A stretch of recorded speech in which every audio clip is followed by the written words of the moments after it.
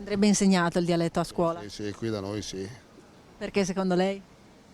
Ma perché lingua storica bisogna mantenere tradizioni. Se loro non lo sentono a casa, a scuola è giusto che lo sentano. Quindi per una questione di tradizioni e origini. Sì, senz'altro. Siccome il dialetto a me piace, dunque sarebbe bello, sarebbe anche utile, anche per esempio con quelli, gli stranieri.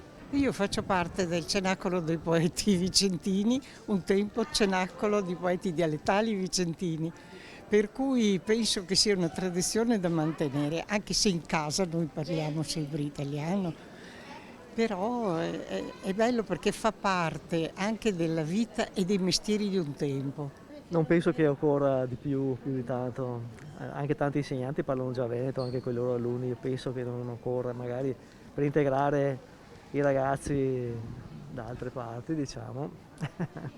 Lei dice per una questione di integrazione ben venga a insegnarlo nelle scuole? Potrebbe anche essere utile. Ci tengo molto al dialetto veneto, è stata una lingua, ha una tradizione di lingua ed è definito lingua, non dialetto, la lingua veneta.